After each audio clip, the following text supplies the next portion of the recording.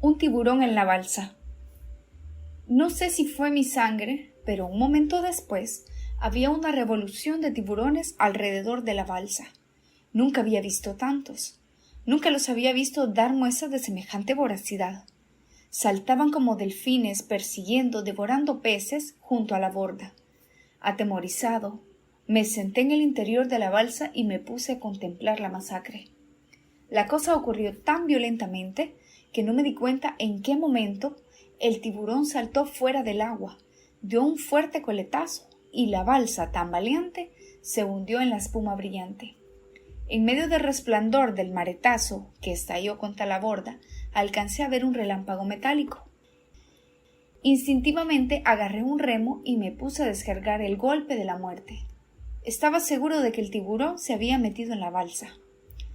Pero en un instante vi la aleta enorme que sobresalía por la borda y me di cuenta de lo que había pasado. Perseguido por el tiburón, un pez brillante y verde como de medio metro de longitud había saltado dentro de la balsa. Con todas mis fuerzas descargué el primer golpe de remo en su cabeza. No es fácil darle muerte a un pez dentro de una balsa. A cada golpe la embarcación tambaleaba. Amenazaba con dar vueltas de campana.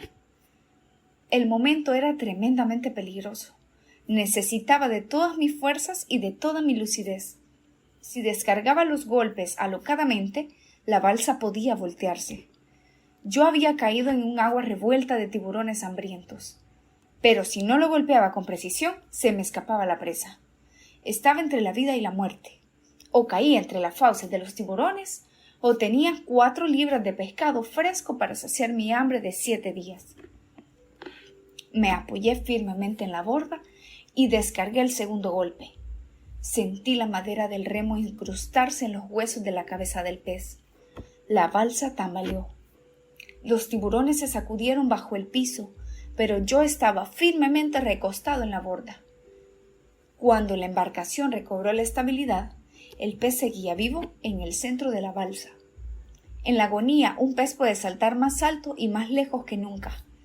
Yo sabía que el tercer golpe tenía que ser certero o perdería la presa para siempre. De un salto quedé sentado en el piso. Así tendría mayores probabilidades de agarrarlo. Lo habría capturado con los pies, entre las rodillas o con los dientes si hubiera sido necesario. Me aseguré firmemente al piso, tratando de no errar, convencido de que mi vida dependía de aquel golpe. Dejé caer el remo con todas mis fuerzas, y el animal quedó inmóvil con el impacto y un hilo de sangre oscura tiñó el agua de la balsa. Yo mismo sentí el olor de la sangre, pero lo sintieron también los tiburones. Por primera vez en ese instante, con 4 libras de pescado a mi disposición, sentí un incontenible terror.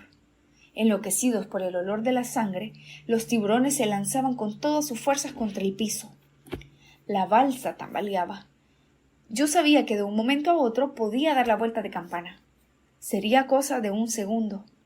En menos de lo que dura un relámpago, yo habría sido despedazado por las 3 hileras de dientes de acero que tiene un tiburón en cada mandíbula.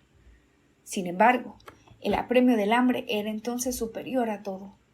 Apreté el pescado entre las piernas y me apliqué tambaleando a la difícil tarea de equilibrar la balsa cada vez que sufría una nueva arremetida de las fieras.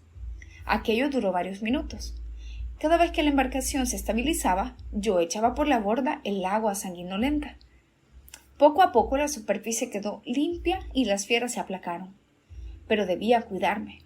Una pavorosa aleta sobresalía de más de 1 metro por encima de la borda. Nadaba pasiblemente, pero yo sabía que si percibía de nuevo el olor de la sangre, dado la sacudida que hubiera volteado la balsa, con grandes precauciones me dispuse a despresar mi pescado. Un animal de medio metro está protegido por una dura costra de escamas. Cuando uno trata de arrancarlas, siente que están adheridas a la carne, como láminas de acero. Yo no disponía de ningún instrumento cortante. Traté de quitarle las escamas con las llaves, pero ni siquiera conseguí desajustarlas. Mientras tanto, me di cuenta de que nunca había visto un pez como aquel. Era de un verde intenso, sólidamente escamado. Desde niño he relacionado el color verde con los venenos. Es increíble, pero a pesar de que el estómago me palpitaba, y con aquella dolorosa simple perspectiva de un bocado de pescado fresco, tuve un momento de vacilación ante la idea de aquel extraño animal. Podría ser venenoso. Mi pobre cuerpo. Sin embargo, el hambre es soportable cuando no se tienen esperanzas de encontrar alimentos. Nunca había sido tan implacable como en aquel momento en que yo, sentado en el fondo de la balsa, trataba de romper la carne verde y brillante con las llaves. Al cabo de pocos minutos, comprendí que necesitaba proceder con más violencia si en realidad quería comerme mi presa. Me puse en pie, le pisé fuertemente la cola y le metí al cabo de 1 o 2 un remo, pero con mucha agalla. Tenía una caparazón gruesa y resistente. Pero al fin y al cabo, logré por fin destrozarle las agallas. Me di cuenta de que todavía no estaba muerto. Le descargué otro golpe en la cabeza. Luego traté de arrancarle las duras láminas protectoras de las agallas y en ese momento no supe si la sangre que corría por mis dedos era mía o del pescado. Yo tenía las manos heridas y en carne viva los extremos de los dedos. La sangre volvió a revolver el hambre de los tiburones. Cuesta trabajo creer que en aquel momento, sintiendo en torno de mí la furia de las bestias hambrientas, sintiendo repugnancia por la carne ensangrentada, estuve a punto de echar el pescado a los tiburones, como lo hice con la gaviota. Me sentía desesperado, impotente ante aquel cuerpo sólido e impenetrable. Lo exploré minuciosamente, buscando sus partes blandas. Al fin encontré un resquicio debajo de las agallas. Con el dedo empecé a sacarle las tripas. Las vísceras de un pez son blandas e inconsistentes. Se dice que si a un tiburón se le da un fuerte tirón en la cola, el estómago y los intestinos salen despedidos por la boca. En Cartagena he visto tiburones colgados de la cola, con una enorme, oscura y viscosa masa de vísceras pendientes de la mandíbula. Por fortuna, las vísceras de mi pescado eran tan blandas como las de los tiburones. En un momento, pues lo saqué con el dedo. Era una hembra. Entre las vísceras había un sartal de huevos. Cuando estuvo completamente destripado, le di el primer mordisco. No pude penetrar la corteza de escamas, pero a la segunda tentativa, con renovadas fuerzas, mordía desesperadamente hasta cuando me dolieron las mandíbulas. Entonces logré arrancar el primer bocado y empecé a masticar la carne fría y dura. Masticaba con asco. Siempre me ha repugnado el olor a pescado crudo, pero el sabor es todavía más repugnante. Tiene un remoto sabor a chontaduro crudo, pero más desabrido y viscoso. Nadie se ha comido nunca un pescado vivo, pero cuando masticaba el primer alimento que llegaba a mi boca en 7 días, tuve por primera vez en mi vida la repugnante certidumbre de que me estaba comiendo un pescado vivo. El primer pedazo me produjo alivio de inmediato. Di un nuevo mordisco y volví a masticar. Un momento antes había pensado que era capaz de comerme un tiburón entero, pero al segundo bocado me sentí lleno. Mi terrible hambre de 7 días se aplacó en un instante. Volví a sentirme fuerte como el primer día. Ahora sé que el pescado crudo calma la sed. Antes no lo sabía, pero observé que el pescado no solo me había aplacado el hambre, sino también la sed. Estaba satisfecho y optimista. Aún quedaba alimento para mucho tiempo, puesto que apenas había dado 2 mordiscos en un animal de medio metro. Decidí envolverlo en la camisa y dejarlo en el fondo de la balsa para que se mantuviera fresco. Pero antes había que lavarlo. Distraídamente lo agarré por la cola y lo sumergí una vez por fuera de la borda.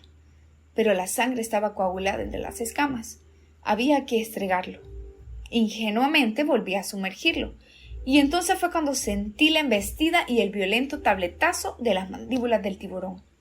Apreté la cola del pescado con todas mis fuerzas, y el tiburón, de la fiera que me hizo perder el equilibrio, me dio un golpe contra la borda, pero seguía agarrando a mi alimento. Lo defendí como una fiera.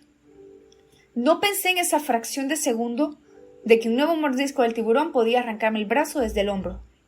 Volví a tirar con todas mis fuerzas, pero ya no había nada en mis manos. El tiburón se había llevado a mi presa.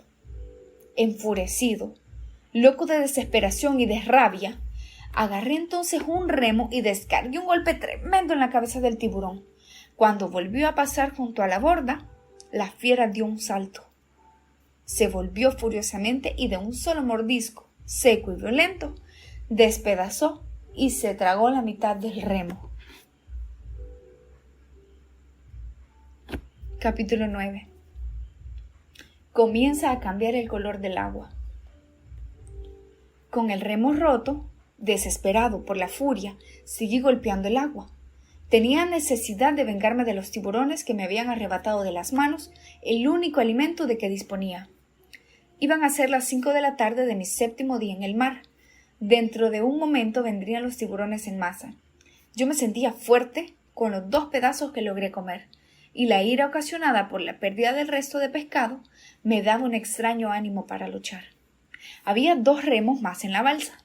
Pensé cambiar por el otro remo partido por el mordisco del tiburón para seguir batallando con las fieras, pero el instinto de conservación fue más fuerte que el furor.